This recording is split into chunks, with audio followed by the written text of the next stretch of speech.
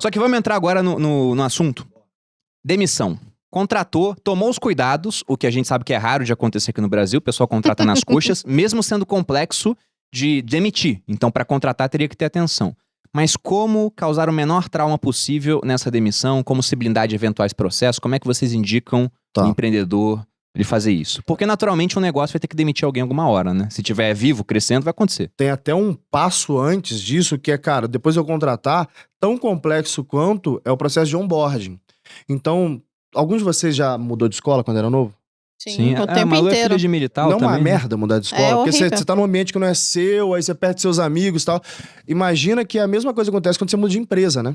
Então você entra num ambiente que não é seu, você tá conhecendo gente nova, você tem que reaprender algumas coisas. Excelente metáfora. Então o processo de onboarding, que as pessoas ficam às vezes, tipo assim, fazendo pouco caso do que a gente faz nas startups, falam, mas que bobagem, esses negócios, o cara ali montando barquinho junto, pulando na água.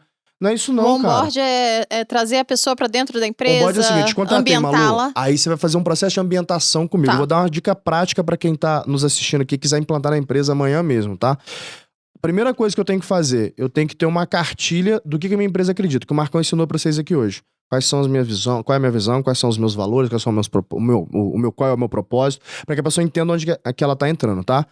Segunda coisa, se o Jeff Bezos tinha tempo quando era CEO da Amazon, né, pra todo mês fazer uma palestra pra todo mundo que entrou na Amazon naquele tempo, a gente tem também, entendeu? Então, sim, se o Jeff Bezos faz isso, a gente também pode fazer. Então, você como dono do negócio, que seja uma vez por mês, você tem que se reunir e fazer uma palestra falando do porquê que esse negócio existe, o que a gente tá fazendo, qual que é a sua visão, pra onde que a gente tá indo, tá? Esse é um ponto do onboard. Terceiro ponto do onboard, assim como o casamento, né? Quando você se apaixonou pela Manu, não é difícil, uma mulher maravilhosa, de fato. Obrigada. Então, quando você se apaixonou um pouco difícil, sim. O difícil só foi ter a Malu se apaixonar pelo Bruno. Bruno. Eu não sei o que ela viu, mas tá tudo bem. Não. Mas no momento que eles se apaixonaram, aí eles falaram assim, pô, vamos nos casar. Aí, eventualmente, eles fizeram uma cerimônia, né, pra poder chamar a família, chamar os amigos e falar publicamente, falar, olha, estamos nos casando, então vamos fazer uma cerimônia, né, e eventualmente vocês vestiram roupas próprias pra isso, eventualmente você fez um vestido pra isso, pra aquele dia, pra comemorar aquela passagem, né, aquele momento novo na tua vida. A gente faz isso pra um casamento, cara. Vocês trabalham juntos, vocês são privilegiados, mas se vocês não trabalhassem juntos, provavelmente vocês iam se ver na hora de dormir, na hora que acordasse, olha lá. Então a gente passa mais tempo com os nossos colegas de trabalho, no ambiente de trabalho, do que passa em casa. Eu não vou fazer um rito de passagem desse negócio? Então tem que ter um rito de passagem, esse é o terceiro ponto. O quarto ponto, que é tão importante quanto, e aqui fica um negócio que é super aplicável para qualquer empresa de qualquer tamanho, tem uma política do buddy. O que é a política do buddy, tá? Eu vou ter uma pessoa que vai se levantar o braço e falar, eu quero ser um buddy. Qual que é a função dele? É acompanhar essa pessoa que entrou na companhia, tipo Marcão, um padrinho, pelos próximos 3 meses. E por quê? Porque 3 meses é o período crítico, que eu falei aqui anteriormente, né? O período de experiência também, O período de experiência, é o período crítico. Então, 3 meses é o período de adaptação. Em média, se a pessoa não se adapta em 3 meses, ela vaza, tá? E se vazar, eu já expliquei o que acontece aqui. Então, 3 meses, a função desse padrinho é falar, aqui tá assento, seu computador, o bebedouro tá ali, o café funciona assim, a lanchonete funciona assim. Amor, você fez tudo certo com o Eduardo, só que não. Fala, se O vira aí, né, Eduardo, mano? coitado, chegou, não foi recebido, Chegou no meio foi da uma pandemia, merda. não tinha o pessoal no escritório, Ele é é complicado. resiliente. Mas sabe por que o buddy Não tem 3 meses ainda, né, Eduardo? Meu Deus, vamos fazer isso aí, resolver mas sabe isso por aí. que é importante, Malu, o buddy? Porque ele diminui o churn. Então, se eu diminuo o churn, quer dizer que eu evito aquele problema que eu falei anteriormente de perder essa pessoa.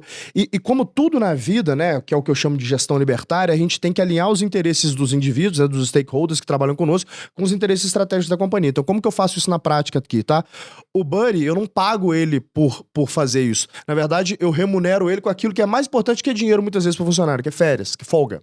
Então, o que eu faço? Se você é buddy, você tem direito a escolher uma folga por mês. Tanto faz o dia. Geralmente, esse cara vai pegar uma segunda ou uma sexta, né? Para essas pessoas tem super valor. De repente a família mora no interior, de repente ele quer fazer uma viagem, ele engata um feriado, fica 4, 5 dias fora com essa folga, uma folga por mês. E como que ele se mantém em buddy? Ele tem uma carteira, então é como se ele fosse um gerente de vendas, que ele tem uma carteira de pessoas que ele é buddy, e eu vou calcular o churn daquelas pessoas. Ele tem que ter um churn mínimo lá que eu defino. De repente, falar, ó, o aceitável... fui embora, né? Perder uma pessoa. Então, ele tem 10 pessoas na carteira dele, ele perdeu um. Ele teve um churn de 10%. Então, vamos dizer que a gente fala que o churn aceitável é 10%. Subiu acima de 10%, ele perde a vaga de buddy e abre para outras pessoas serem buddy. Isso numa companhia grande, com milhares de pessoas, você tem vários buddies, né? Ali em diversas áreas. Então, existe uma disputa para ser buddy porque tem o benefício da folga no dia que você quiser, uma folga por mês. Isso é crucial pro processo de manutenção da companhia, inclusive para o processo de manutenção de cultura, Marcão, porque se eu perco algumas pessoas na minha companhia, se eu constantemente tenho um churn na minha companhia, eu não consigo perpetuar a cultura. Não, você pode pegar Total. um buddy que seja um cara que seja o exemplo da cultura, um guardião da cultura, e ele já vai aculturar melhor Ele aquele tende a cara. ser, inclusive, né? Isso é que sensacional. que o cara é comprado com a companhia. E assim, as empresas que estão nos ouvindo, Bem interessante isso. você pode rebatizar o buddy. Um dos construtores de cultura é você ter os seus jargões, sabe, da sua empresa. Sim. Então, meus colaboradores lá no acelerador são os accelerators e as aceleretes. Legal. Então, é legal você trabalhar esses rituais, né? Mas pegando a questão da demissão, que você pegou, complementando aqui toda a fala brilhante aí do Thales, bom, o primeiro ponto é o seguinte, demitir ou não, eis a questão, quando demitir? Eu vejo que os empreendedores têm muita dúvida nisso, né?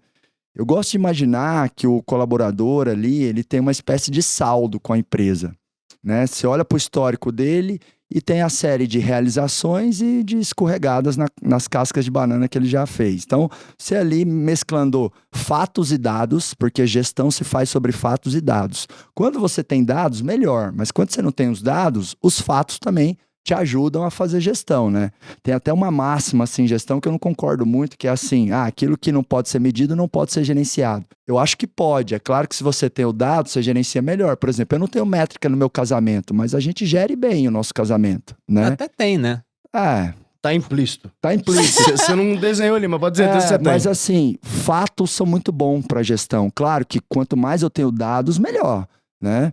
Mas olha para fatos e dados, beleza. Quando você faz, né, esse olhar genuíno para fatos e dados, você vai perceber se o saldo daquele cara está muito negativo ou não. Se está muito negativo, você entra com a ferramenta de feedback. Eu gosto muito da regra de 3 conversas sérias, one-on-one, olho no olho. Não respondeu, aí você já tem que começar realmente a pensar, porque demissão é sim uma ferramenta de gestão. Eu acho que é a última opção, porque demitir custa caro.